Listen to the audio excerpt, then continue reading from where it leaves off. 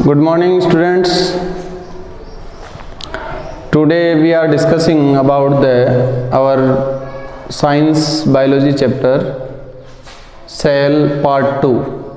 In previous video we discussing about cells discovery and cell properties, eukaryotic cell, prokaryotic cell, types of organism on the basis of cell. ये सारी की सारी जो discuss अपन ने करा था कि cell is discovered by the Robert Hooke in 1665, Robert Brown के द्वारा 1665 के अंदर सबसे पहले जो सेल है, कोशिका है, उसको खोजा गया था। और जब उसने माइक्रोस्कोप के हेल्प से सेल को देखा तो उसको कैसा लगा था कि जिस तरीके से मधुमक्खी का जो छत्ता होता है, हनीकॉम्ब, उसके जिस तरह से उसके अंदर जो छेद होते हैं, जो इस तरह की जो स्ट्रक्चर्स बनी होती हैं, इस तरह से उसको सेल दिखाई दिया था। उसके बाद में अपन ने सेल के बारे में थोड़ा सा ध्यान से, यदि आपको ध्यान दिया हो तो सेल के जो पार्ट्स हैं उसके बारे में अपन ने डिस्कस करा था कि सबसे बाहर की तरफ एनिमल सेल की बात कर रहे हैं कि सेल मेम्ब्रेन, उसके बाद में जो अंदर वाला जो पार्ट है इसको अपन बोलते हैं साइटोप्लाज्म,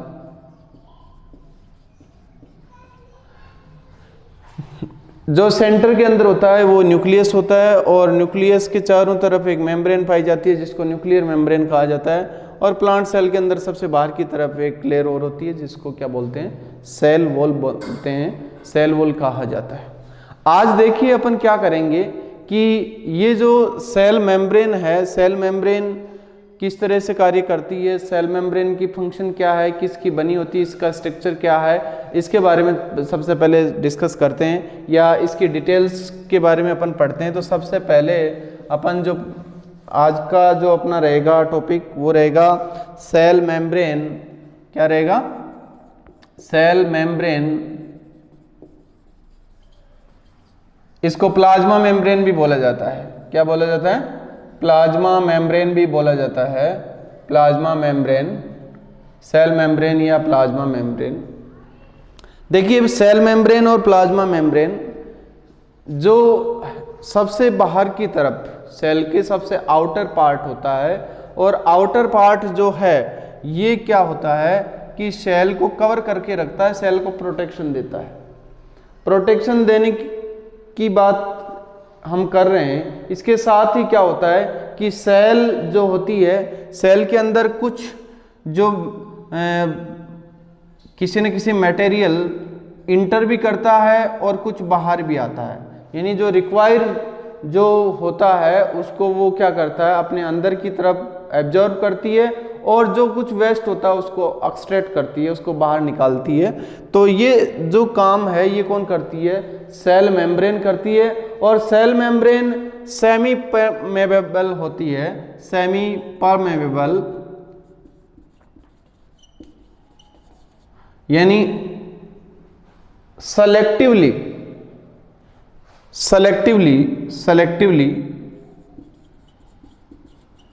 इससे आप आसानी से समझ सकते हो, यानी कुछ लिमिटेड ऐसे मटेरियल्स हैं जिनको ही ये क्या करती है, अपने अंदर जाने देती है या बाहर आने देती है। सेलेक्टिव होते हैं, पहले से चयन इनका किया हुआ होता है। उसके अलावा इसके अंदर न तो कुछ अंदर जा सकता और न कुछ बाहर आ सकता। जैसे ये बात करें अपन ऑक्सीजन और कार्बन डाइऑक्साइड की, ऑक्सीजन और कार्बन डाइऑक्साइड की।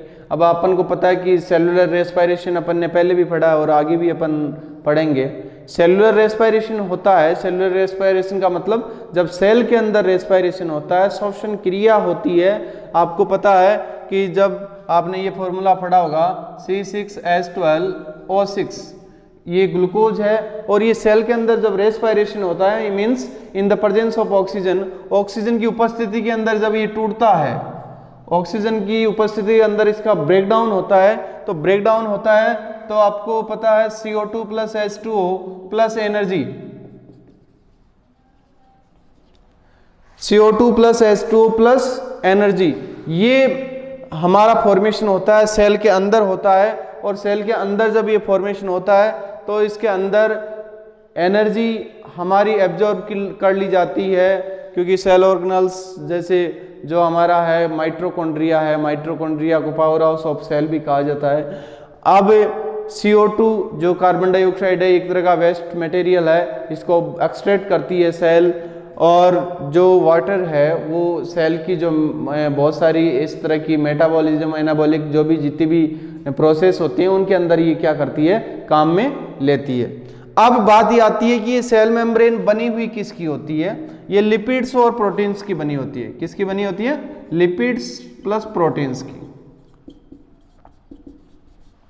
लिपिड्स और प्रोटीन्स की बनी होती है और ये फ्लेक्सिबल होती है। कैसी होती है? फ्लेक्सिबल होती है। फ्लेक्सिबल होती है जिसकी वजह से इसमें किसी भी प्रकार की जो भी लचक या किसी प्रकार का जो घुमाव आता है वो इसको वो मेंटेन कर लेती है। इसमें किसी तरह का कोई चेंजेस उसकी वजह से या कोई हानि इसको हार्म इसको नहीं होती है। अब देखिए यहाँ पर एक बात और आती है कि यदि सेल को कुछ सब्सटेंस अंदर जाते हैं और कुछ बाहर निकलते हैं, इनके लिए दो प्रोसेस होते हैं। एक का नाम होता है डिफ्यूजन और दूसरे का नाम होता है ऑस्मोसिस।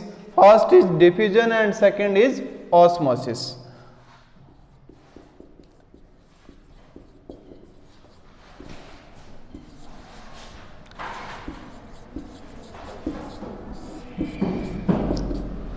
डिफ्यूजन एंड ऑस्मोसिस ये बहुत ही इंपॉर्टेंट है। बहुत बार डेफिनेशंस एग्जाम में भी इसके बारे में पूछी जाती है कि डिफ्यूजन, व्हाट इज डिफ्यूजन, या डिफाइन द डिफ्यूजन, कि डिफ्यूजन को परिभाषित कीजिए या इसकी जो डेफिनेशन है वो लिखिए।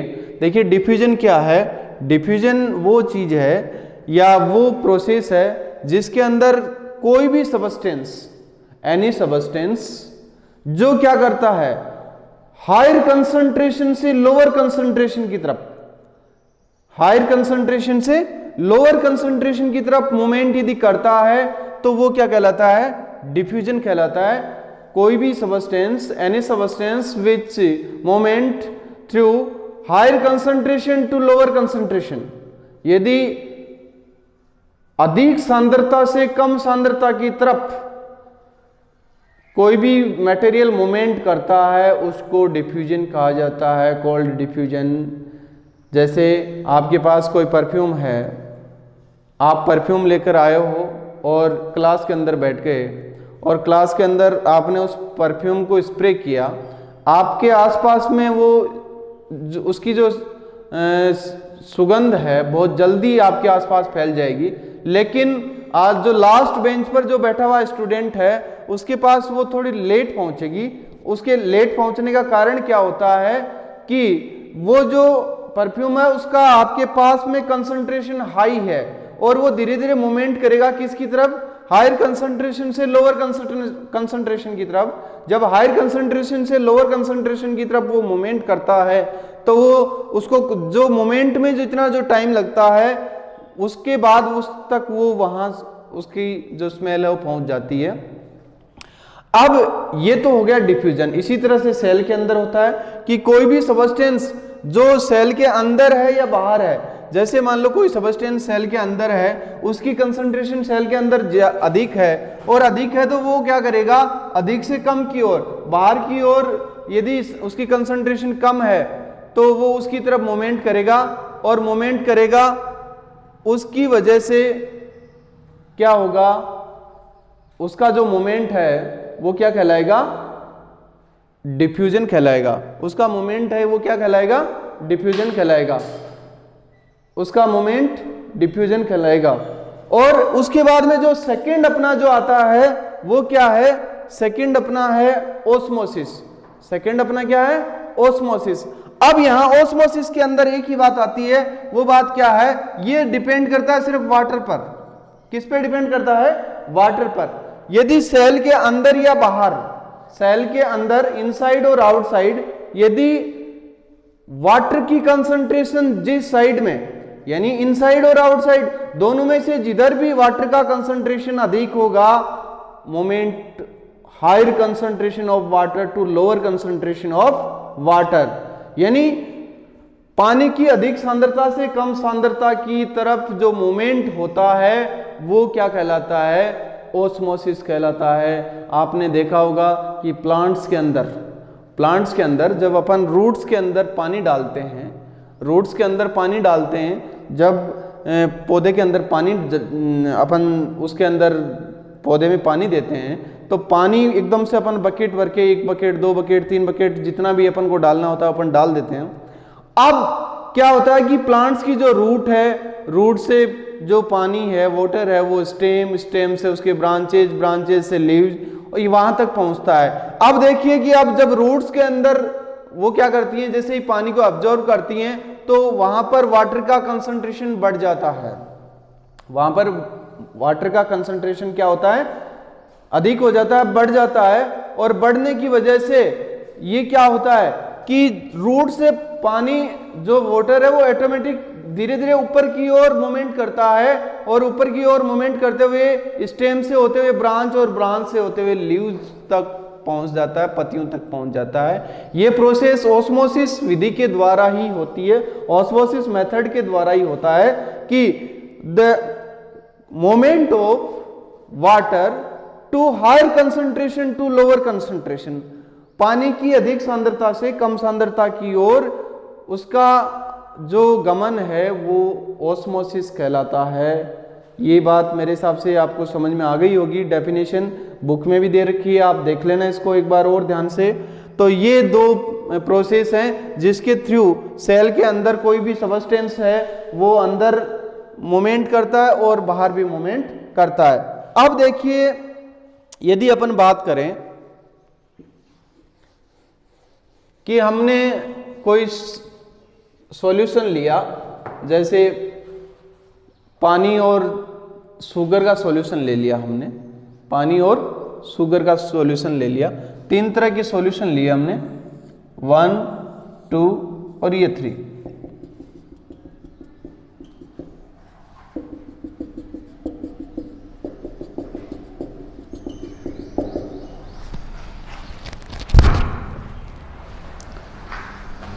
ये जो पहला सॉल्यूशन है इसका नाम है हाइपरटोनिक,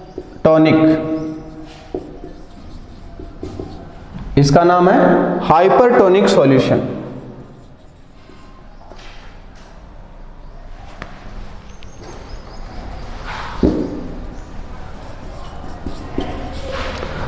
ये जो है सेकंड नंबर का, इसका नाम है आइसोटोनिक सॉल्यूशन।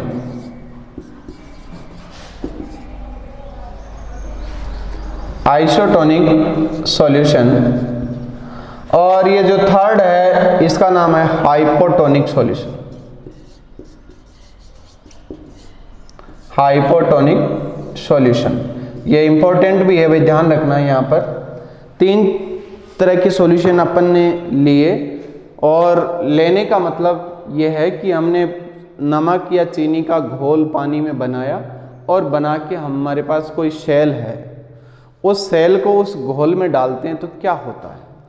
3 तरह के घोल ले लिए हमने, 3 तरह के सॉल्यूशन लिए, और सबसे पहला जो सॉल्यूशन था जिसका नाम है हाइपरटोनिक सॉल्यूशन। ये नाम कैसे पड़ा? ये इसकी ऑब्जर्वेशन के आधार पर पड़ता है नाम, कि इसका ऑब्जर्वेशन क्या होता है। ऑब्जर्वेशन ये होता है कि जो सेल है, सेल के अंदर जैसे ही हम उसको क्या करते हैं, उस सॉल्यूशन के अंदर रखते हैं, तो क्या करते हैं, उसके अंदर का जो वाटर है वो बाहर की तरफ आता है। मीन्स सेल के अंदर पानी की अधिकता है, हायर कंसंट्रेशन है, और हायर कंसंट्रेशन होने की वजह से ये क्या करेगा, बाहर निकलेगा, और बाहर निकलने के बाद रिजल्ट क्या होगा, सेल यदि आपसे पूछ लिया जाए कि यदि किसी सेल को हाइपरटोनिक सॉल्यूशन में रखा जाता है तो सेल पे क्या इफेक्ट पड़ेगा, जब पानी बाहर निकल जाएगा तो सेल क्या हो जाएगी, श्रिंक हो जाएगी, पिचक जाएगी, यही तो होगा। तो हाइपरटोनिक सॉल्यूशन में when we dip in the cell in the hypertonic solution, the cell will be shrink, कोशिका पिचक जाती है। क्यों? क्योंकि उसके अंदर इनसाइड द सेल क्या होता है, कंसंट्रेशन हाई होती है और बाहर की तरफ कंसंट्रेशन लो होती है, इसकी वजह से वो पिचक जाती है।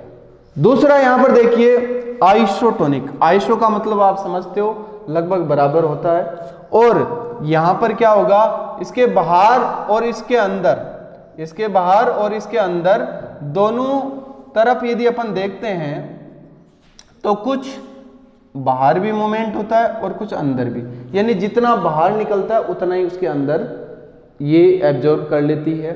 तो जब जितना बाहर निकलेगा उतना ही ये एब्जॉर्ब करेगी, तो सेल के ऊपर किसी तरह का कोई इफेक्ट नहीं पड़ेगा, सेल जैसी है वैसी की वैसी ही रहेगी। तो इस सॉल्यूशन को अपन बोलते हैं आइसोटोनिक सॉल्यूशन। थर्ड जो अपना आता है, थर्ड जिसका नाम है, सेकंड था अपना आइसोटोनिक और थर्ड है हाइपोटोनिक।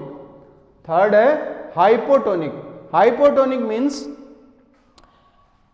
सेल को ऐसे सॉल्यूशन के अंदर अपन डिप करते हैं जिसके अंदर क्या होता है कि बाहर की तरफ कंसंट्रेशन बहुत ज्यादा है, हायर कंसंट्रेशन है, और अंदर की तरफ कंसंट्रेशन बहुत कम है। तो क्या होगा, पूरा का पूरा मूवमेंट अंदर की तरफ होगा, और पूरा का पूरा मूवमेंट अंदर की तरफ होगा, इनसाइड मूवमेंट होगा, तो सेल क्या होगी, ओवरऑल रिजल्ट स्वेल हो जाएगी, फूल जाएगी, और यदि और ज्यादा मूवमेंट हुआ तो ब्रस्ट भी हो सकती है, फट भी सकती है। तो ये तीन आपके सॉल्यूशन थे, जिसमें पहला आपका हाइपरटोनिक, दूसरा आइसोटोनिक और तीसरा आपका हाइपोटोनिक। तो ये आपको अच्छे से समझने हैं। बहुत बार यहाँ से क्वेश्चन उठा लिया जाता है कि यदि अपन हाइपरटोनिक सॉल्यूशन में सेल को छोड़ते हैं तो क्या रिजल्ट मिलता है अपन को, या आइसोटोनिक में छोड़ते हैं तो क्या रिजल्ट मिलता है, या हाइपोटोनिक में कि व्हाट हैपन, क्या होता है। तो इसमें क्या होगी, सेल पिचक जाएगी, श्रिंक हो जाएगी, इसमें कोई प्रभाव इस पर नहीं पड़ेगा, जैसी है वैसी की वैसी रहेगी। और इसके अंदर क्या होगी, सेल स्वेल हो जाएगी, फूल जाएगी, और लास्ट के अंदर ब्रेस्ट भी हो सकती है, ब्रेस्ट भी हो जा सकती है। तो ये था अपना diffusion osmosis, hypertonic solution, isotonic solution और हाइपोटोनिक सॉल्यूशन। तो ये बात थी किसकी, अपनी सेल मेम्ब्रेन की बात थी। ये बात किसकी थी, सेल मेम्ब्रेन की बात थी। और सेल मेम्ब्रेन की जो बात लगभग, अब यहाँ हमारा टॉपिक सेल मेम्ब्रेन वाला है, वो कंप्लीट हो जाता है। इसके बाद में अगला टॉपिक अपना आता है सेल वॉल। अगला जो टॉपिक आता है वो अपना क्या आता है, सेल वॉल।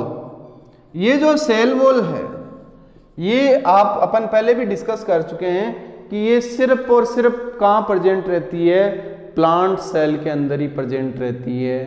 कहाँ प्रेजेंट रहती है, प्लांट सेल के अंदर ही प्रेजेंट रहती है। ये बाहर की तरफ एक तरह का रफ सरफेस होता है, ठीक है, और परमेबल भी होता है। इसके अंदर से कुछ पदार्थ आ भी सकते हैं और कुछ जा भी सकते हैं, ठीक है। अब देखिए सबसे इंपॉर्टेंट यहां से जो क्वेश्चन बनता है कि सेल वॉल किसकी बनी हुई होती है, किसकी बनी हुई होती है, आपने पहले भी पढ़ा होगा, और यदि नहीं पढ़ा तो अभी ध्यान से सुनिए। सेल्यूलोज नाम का एक नाम सुना होगा आपने, सेल्यूलोज नाम का एक सबस्टेंस होता है, सेल्यूलोज, ठीक है।